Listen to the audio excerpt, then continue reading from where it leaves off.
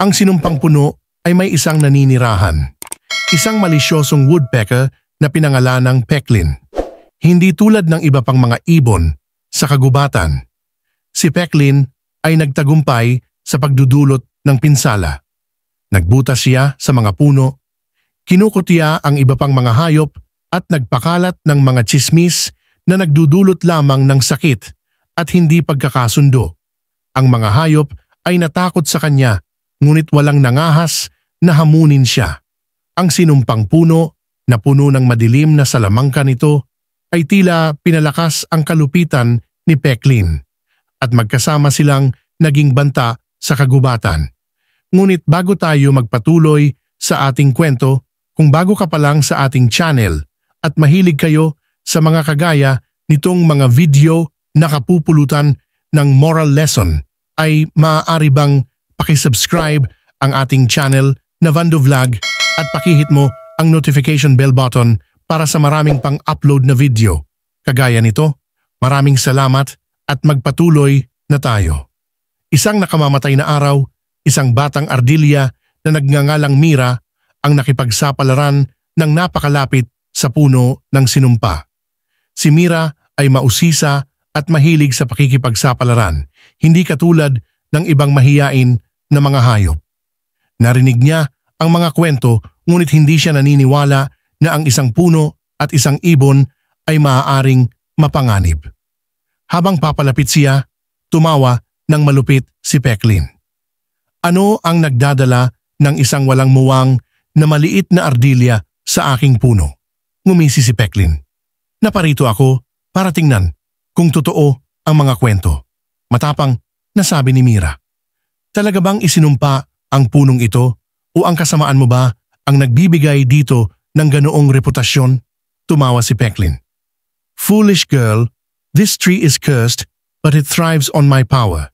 Together, we rule the forest. Pero may napansin si Mira na kakaiba. Sa gitna ng madilim at baluktot na mga sanga ng puno, may nag-iisang berding sanga. Isang maliit at umaasang usbong na nagpupumilit na mabuhay. Kahit sa isinumpa na lugar, may buhay, bulong ni Mira. Baka masira ang sumpa. Si Peklin, nang marinig siya, ay nagalit. Sa tingin mo ay mababawi mo ang mahika na ito?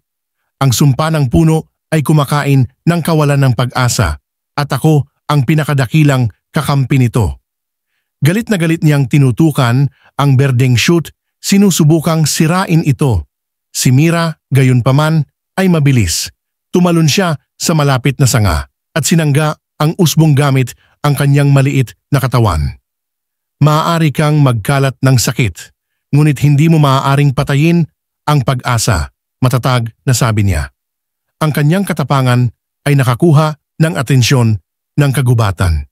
Nagtipon ang mga ibon, kuneho, fox at maging ang mahiyain na usa sa paligid ng sinumpang puno.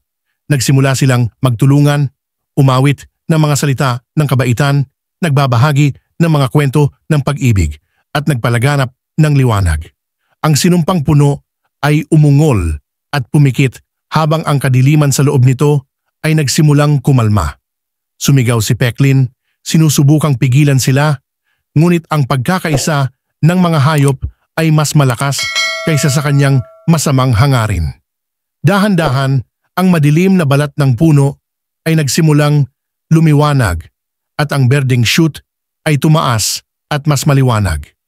Si Peklin, na naramdaman ang pagkawala ng kanyang kapangyarihan, ay sinubukang tumakas, ngunit pinigilan siya ng mga hayop. Dapat mong harapin ang kahihinatnan ng iyong mga aksyon, sabi ni Mira. Hindi pa huli ang lahat para magbago, Peklin, kung pipiliin mo ang mas mabuting landas. Sa unang pagkakataon, naramdaman ni Peklin ang isang bagay na matagal na niyang nakalimutan, kahihiyan. Tumingin siya sa paligid sa mga hayop na nagsama-sama upang talunin ang kanyang kalupitan at ibinitin ang kanyang ulo. I don't know how to be good, pag-amin niya. Ang kabaitan ay nagsisimula sa maliliit na aksyon, sabi ni Mira. Magsimula sa pamamagitan ng pagtulong sa amin na alagaan ang punong ito pabalik sa kalusugan at tubiling sumang-ayon si Peklin. Sa paglipas ng panahon, ang sinumpang puno ay naging Tree of Hope. Ang mga sanga nito ay masigla at berde. Si Peklin, bagaman nangangailangan ng pagsisikap, ay naging tagapagtanggol ng kagubatan gamit ang kanyang tuka upang mag-ukit ng mga tahanan para sa mga hayop sa halip na magpakalat ng pagkawasak. Moral ng kwento. Gaano man kadilim ang isang sitwasyon o kaluluwa, palaging may pagkakataon para sa pagbabago at pagtubos. Ang kabaitan, pagkakaisa at pag-asa ay makapangyarihang mga puwersa na kayang madaig kahit ang pinakamalalim na sumpa.